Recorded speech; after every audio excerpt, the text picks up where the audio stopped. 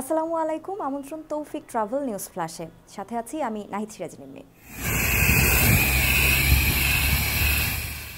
মধ্যপ্রাচ্যের দেশ ওমানের কৃষিতে দারুণ সফলতা অর্জন করছেন বাংলাদেশি প্রবাসীরা। দেশটির কৃষির পুরো নিয়ন্ত্রণ এখন বাংলাদেশি কৃষি উদ্যোক্তাদের হাতে।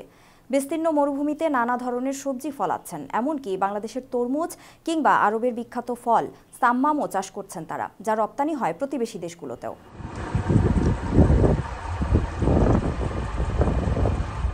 ওমানের সাহাম, সোহার, জালান ও সালালা সহ বেশ কিছু অঞ্চলে প্রায় ৩ শতাধিক বাংলাদেশি কৃষি উদ্যোক্তা রয়েছেন।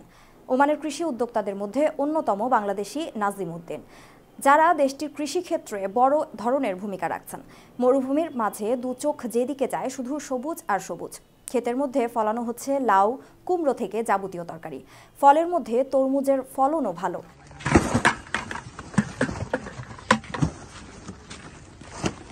আর এসব সবজি চাষ করে তাক লাগিয়ে দিচ্ছেন বাংলাদেশের প্রবাসী কৃষকরা। এছাড়া আরবের বিখ্যাত ফল সাম্মামেরও চাষ করছেন এই বাংলাদেশি কৃষকরা। আবার উৎপাদিত ফসল বিভিন্ন দেশে রপ্তানির জন্য মাঠে কার্টুনে ভরছেন। একই সঙ্গে এসব উৎপাদিত সবজি আশেপাশের সুপার শপগুলোতেও বিক্রি করছেন তারা। বাংলাদেশি কৃষকরা দেশটিতে কয়েক দশক আগে সেখানকার গ্রামীণ অঞ্চলে ছোট পরিসরে কৃষিকাজ শুরু করেন। বর্তমানে এমনও কৃষি খামার রয়েছে যেখানে ৩০০ থেকে ৪০০ জন বাংলাদেশি কৃষকের কর্মসংস্থান হয়েছে।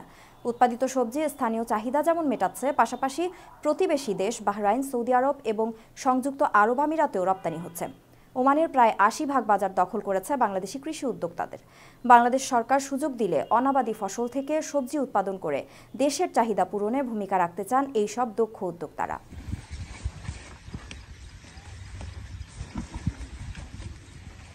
দর্শক, এই ছিল তৌফিক ট্রাভেল নিউজ ফ্ল্যাশের আজকের আয়োজনে। সাথে থাকার জন্য ধন্যবাদ।